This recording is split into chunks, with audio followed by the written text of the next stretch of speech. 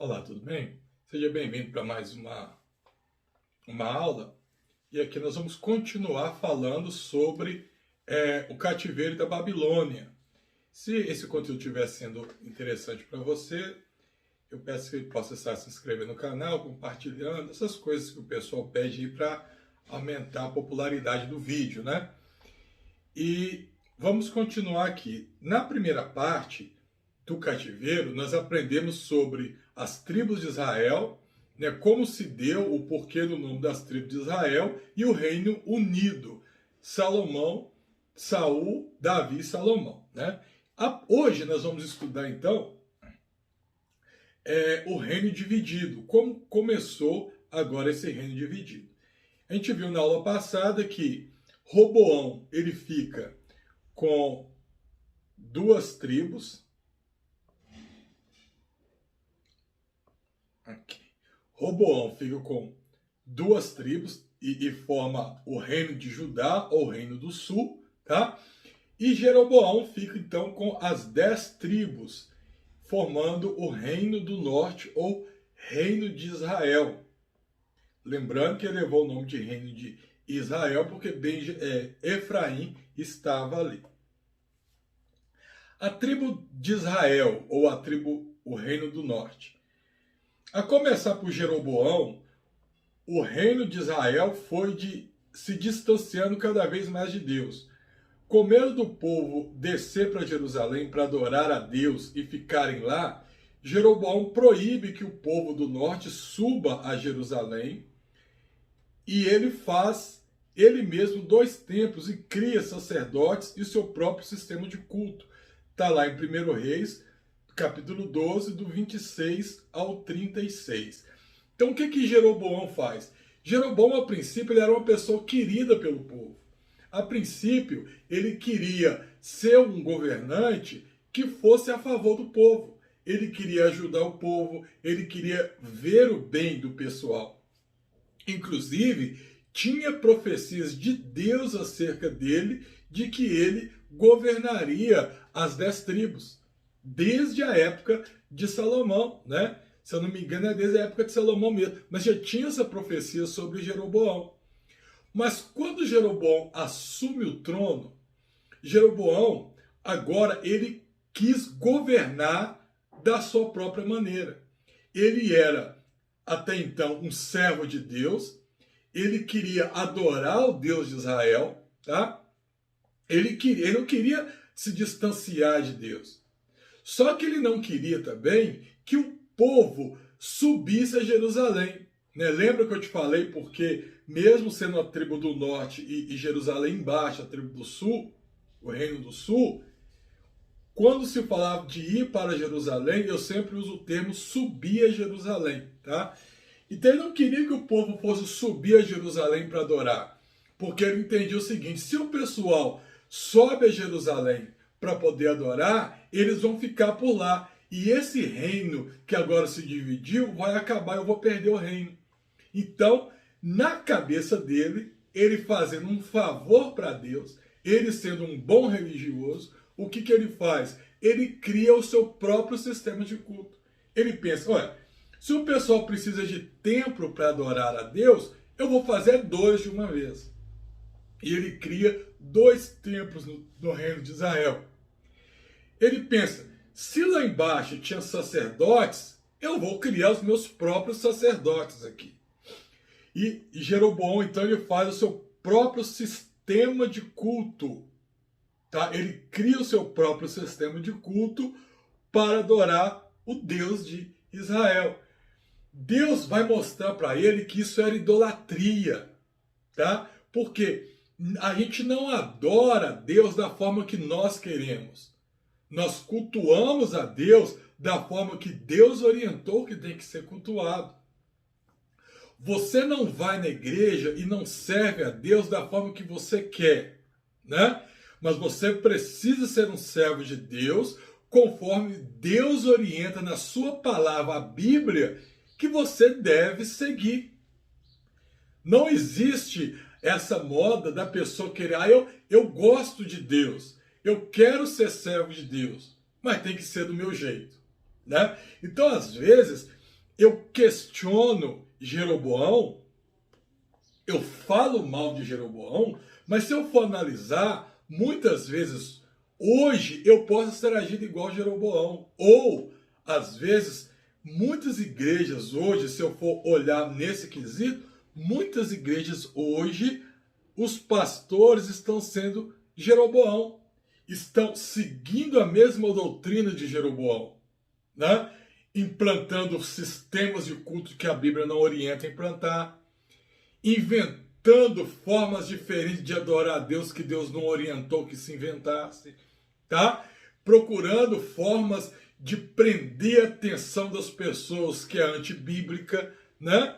E inventando cada dia mais um sistema, né, que a Bíblia não orienta que segue, mas a pessoa cria aquele sistema porque ela entende que na sua inteligência, aquela forma que ela está inventando hoje vai trazer mais pessoas para a casa de Deus. E realmente você pode trazer mais pessoas para aquela congregação, mas você não está trazendo pessoas para a presença de Deus. Porque adorar a Deus, cultuar a Deus é uma coisa, e reunir uma multidão de pessoas para um ritual é outra coisa, isso é uma seita, né? Isso pode ser até uma seita, mas não é adorar a Deus. E eu tenho hoje muitas pessoas mudando formas de cultuar a Deus, implantando coisas que Deus não orientou que fizesse no nosso meio, né? Para poder querer angariar mais pessoas, principalmente pessoas com recursos financeiros.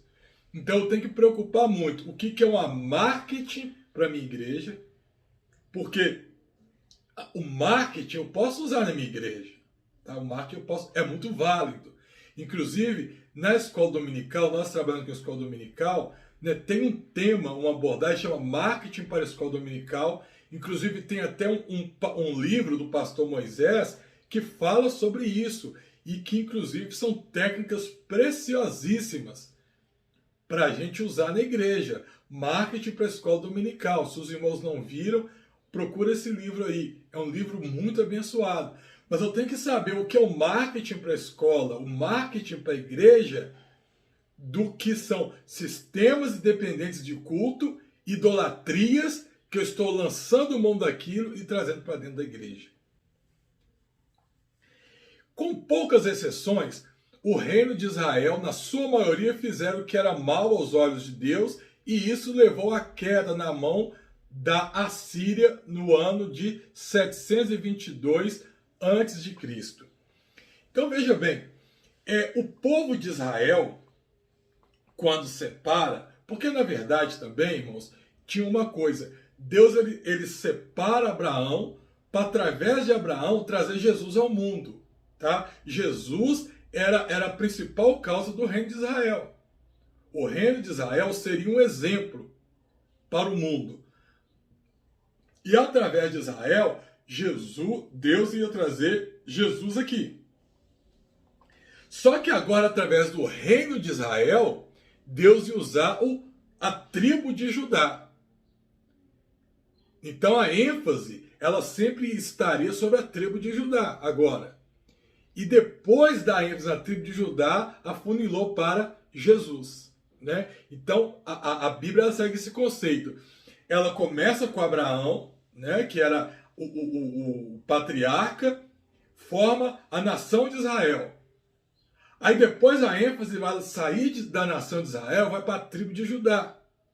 Aí depois a ênfase vai sair da tribo de Judá e vai para a pessoa do Senhor Jesus, né? Então tinha isso. Então a nação do norte, que foi a nação de Israel, na sua maioria, os reis ali fizeram o que era mal aos olhos do Senhor.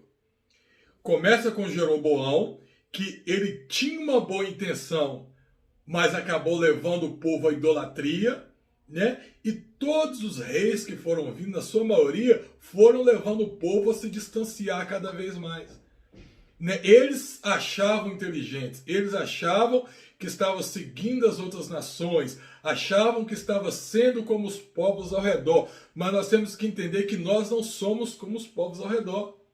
O cristão hoje, A nossa ideia é exatamente mostrar que nós somos diferentes. A gente está caminhando para um lugar diferente. Israel, ele tinha essa preocupação de que tinha que se igualar, tinha que ter reis como o povo tem, sistemas de governo como o pessoal tem. E nisso eles foram só se afastando.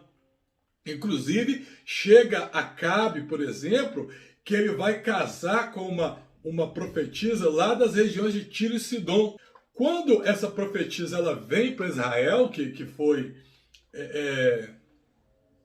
Jezabel, aí Jezabel ele vai se distanciar ainda mais. A Israel vai se distanciar ainda mais dos planos de Deus. Porque agora, além de ser governado por monarcas que não levavam o povo a cultuar a Deus, não levavam o povo a conhecer a palavra de Deus, Israel agora tem uma profissional de outra nação, uma profetisa de um Deus diferente, que era o Deus Baal.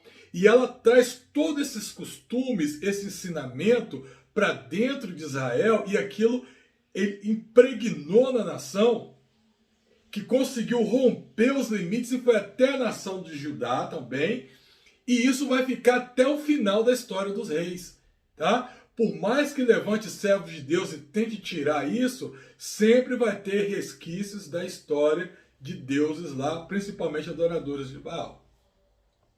Então, se nós considerarmos o ano em que Jeroboão começou a reinar, que foi 931 a.C., e a queda para a Assíria em 722 a.C., podemos dizer então que o Reino do Norte durou somente 209 anos. Tá? Então, lembra aquela regrinha do início da aula passada, quando eu passo para os irmãos que antes de Cristo a referência é zero. Então, o número maior ele está mais distante de mim do que o número menor.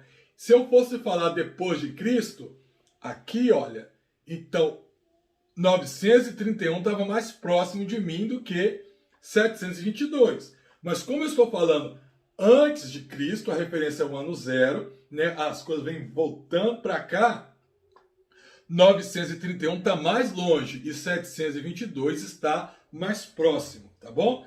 Então, quer dizer que mais ou menos durou 209 anos o Reino do Norte, tá? Um reino com muitas dificuldades, as pessoas cada vez mais se distanciando de Deus, buscando outros reis, buscando outros deuses. E não é porque Deus não estava ali. O que nos chama mais atenção aqui no Reino do Norte é que, apesar do povo estar com monarcas que buscavam cada vez mais se distanciar de Deus, Deus sempre aparecia para mostrar para o povo que ele ainda era o Deus deles, né? Um dos exemplos que nós vamos ter aqui é a presença do profeta Elias. O profeta Elias ele foi um rei do reino, um profeta no Reino do Norte, né? As suas principais histórias foram no reinado do rei Acabe. O rei Acabe foi um dos piores reis que teve no Reino do Norte, no Reino de Israel. Elias tinha alguns momentos em que Elias pensava que estava sozinho, que não havia mais servos, não havia mais profetas de Deus. Até o momento que Deus mostra para ele que havia mais de 7.000 pessoas que ainda não tinham se curvado a Baal. Enquanto o povo cocheava entre dois pensamentos, Elias chegava ali para fazer cair fogo do céu, para mostrar que Deus respondia às orações, tá? E isso mostra para nós que, independente do local que a gente esteja, tá? Independente da situação política que nós estejamos passando, Deus ainda está presente. Deus ele é o mesmo ontem, hoje e vai ser eternamente. Deus não nos abandona por causa da situação política que você está. Tá? De repente, o nosso país está com o governo X, o governo Y, e outra hora você ouve as pessoas blasfemando de Deus, outra hora você ouve as pessoas falando o nome de Deus em vão, e parece que está cada dia pior, parece que o evangelho, na forma nacional, está caindo, está sendo chacota, né? Mas não se engane por causa disso. O nosso Deus continua aí. O nosso Deus é real, o nosso Deus está vendo o que está acontecendo. E o nosso Deus ainda ouve as suas orações, te guarda livre, protege a sua vida e te prepara para estar com ele na eternidade. Tá? O nosso Deus não nos abandona. E nós vamos ver que Elias foi uma referência disso. Depois, Eliseu, que vem depois de Elias, tá? E vários outros servos que vão surgindo ali, Oséias, por exemplo, né? Mostrando para nós que Deus, ele está presente.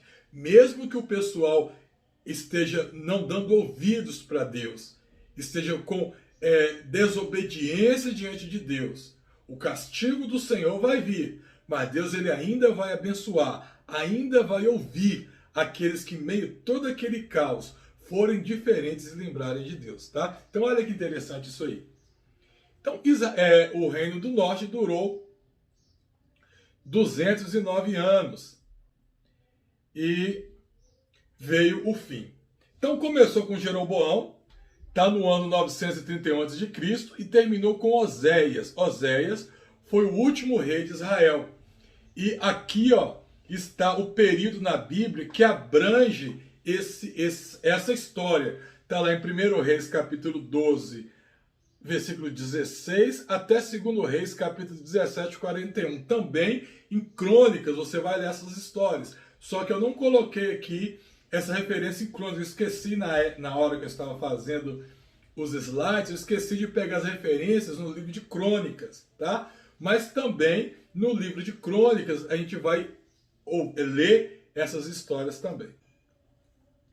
O Reino do Norte, ele termina com a sua capital sendo contaminada por vários povos. O rei da Assíria permite que fique alguns em Samaria e faz essa mistura de forma que o povo de Deus agora ficou descaracterizado.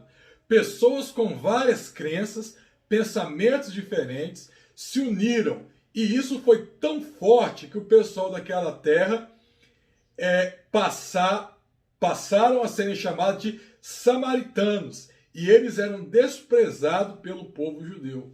E nós podemos perceber isso ainda no ministério de Jesus, lá em João, capítulo 4, versículo 9, que é a história da mulher samaritana. Então, o que acontece? Quando o rei da Assíria, a gente tinha Síria e Assíria, né? A gente não pode confundir. Síria foi aquela nação de Naamã, né? Foi aquela nação de Naamã. A Síria foi um império que surgiu, tá? Foi o maior império depois do Egito, lá no comecinho da época de José, e menor iria tombar para a Babilônia. Mas a Síria, ela trouxe coisas tão terríveis na história que quando a Babilônia ela se levanta como uma grande potência mundial, a própria Babilônia adota costume dos assírios para usar no seu reinado. De tão terrível que eram as atitudes dos assírios, né? Então a Assíria ela chega diante do rei Oséias e acaba que leva ele como cativo, ou acaba ali com o reino do norte. Quando ela faz isso, ela não mata, não põe fogo, ela não destrói a capital, que era Samaria. Ao invés disso, ela pega cinco povos diferentes, se eu não me engano, acho que era 5 mesmo, tá? Povos diferentes, e pega esses povos de outras nações colonizadas e joga dentro de Samaria.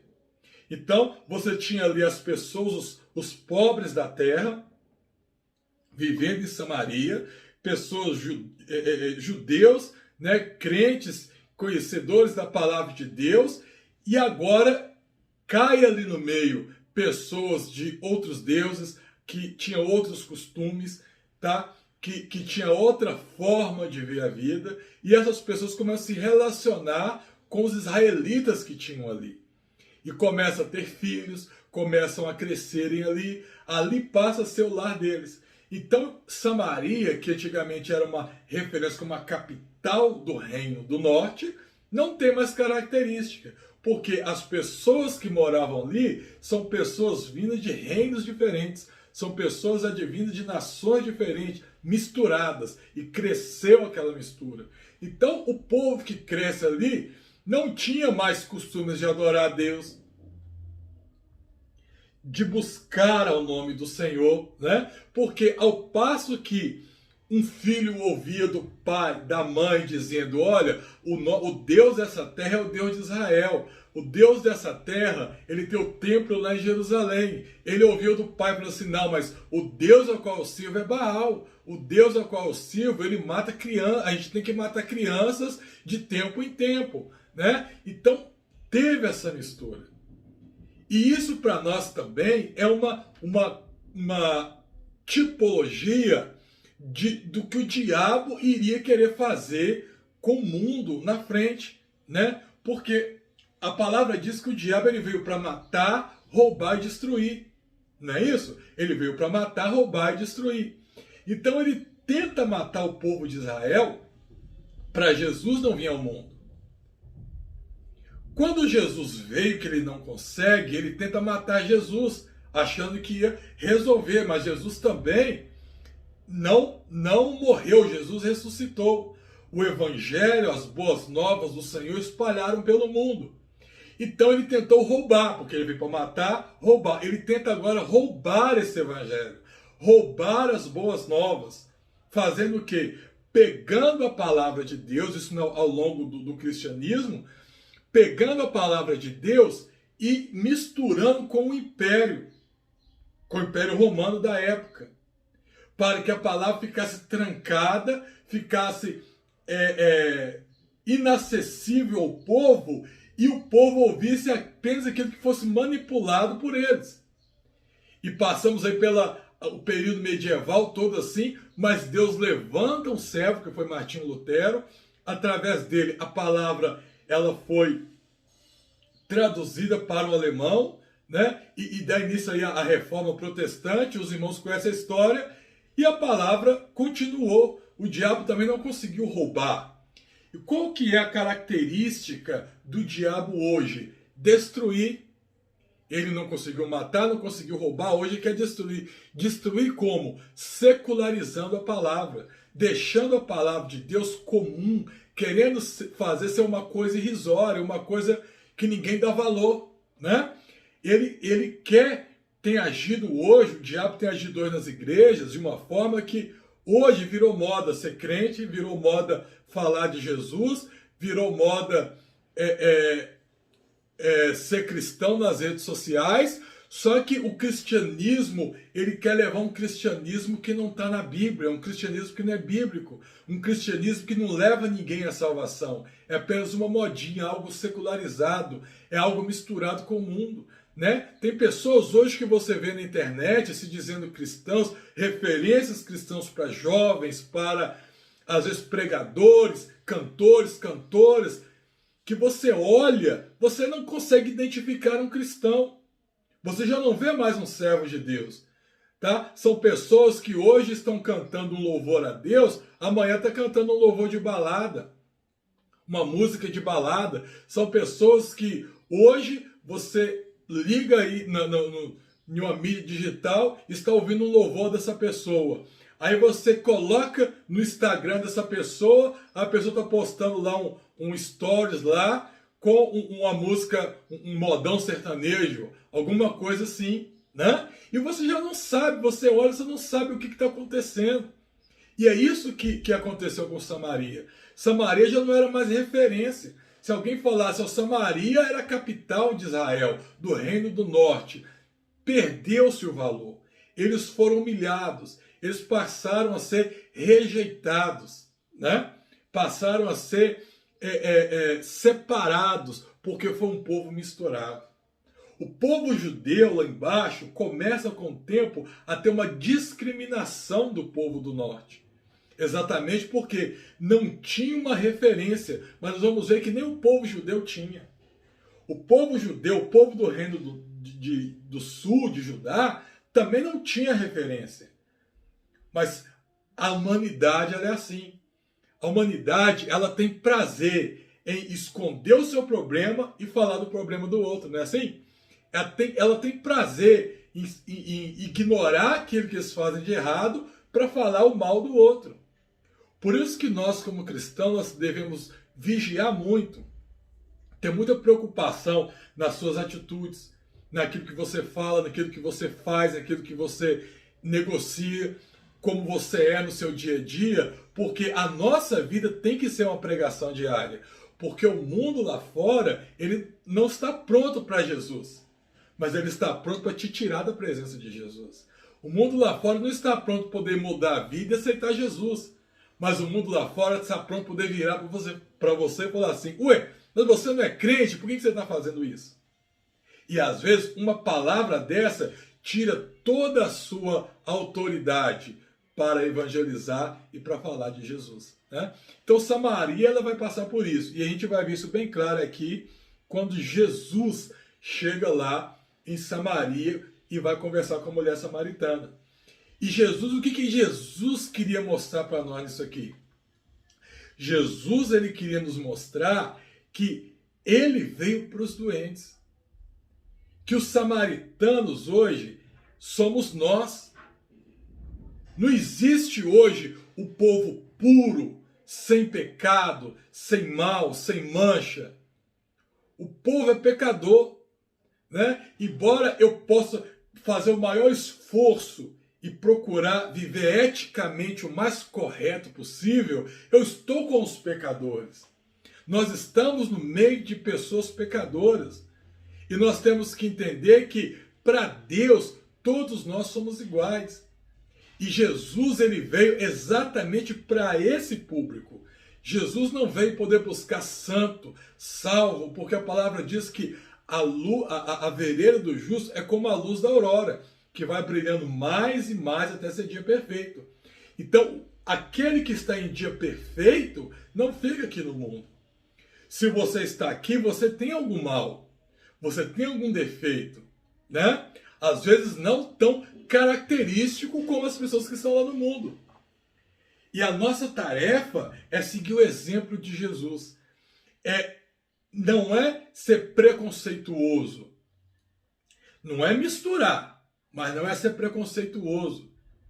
Mas é saber agir, conversar com essas pessoas, envolver com essas pessoas e levar o evangelho do Senhor para essas pessoas, né? Deus não me colocou aqui no papel de ser preconceituoso e julgar as atitudes de ninguém, em menosprezar ou desprezar ninguém pelas atitudes que eles cometem lá fora. Deus não me colocou com esse papel de ser um judeu criticando o samaritano. Quem julga é Deus. O meu papel como cristão, o nosso papel como cristão, é não julgar, mas é mostrar para essas pessoas que tem um Deus, como Jesus fez com a samaritana, que pode pegar elas da situação que elas estão e mudar a vida delas e fazer delas uma nova criatura perante Deus, tá? Então, continuando aqui, esse então foi o reino de Judá, o reino de Israel, o reino do norte, e acaba, né? 722 a.C., acabou o reino do norte. O reino fica sem rei, fica uma terra de ninguém. Tá? Porque o pecado, a desobediência do povo afastou o povo até o ponto que eles acharam que estava ganhando e no final perdeu tudo, né? Então veio o reino do norte. Vamos falar agora do reino de Judá. Mas para a gente falar do reino de Judá, eu tenho que entender algumas coisas muito interessantes aqui, tá? Então o que nós vamos fazer? Nós vamos parar por aqui, tá? Esse vídeo, e na próxima parte nós vamos vir falando especificamente do reino de Judá, aquilo que tem de interessante dentro do reino de Judá. Porque lembra que a gente falou que na verdade, o plano de Deus foi afunilando, né? Começa com Abraão como o patriarca da nação, depois afunila para a sua família, que é o reino de Israel. Do reino de Israel, depois já vai afunilando para somente a tribo de Judá, né? E depois da tribo de Judá vai afunilar para Jesus. Então, a tribo de Judá vai ter algumas características que nós vamos ter que detalhar bastante. Para o vídeo não ficar muito longo, a gente vai parar por aqui, tá? No Reino do Norte. E no próximo vídeo, então, nós vamos falar do Reino de Judá ou o Reino do Sul.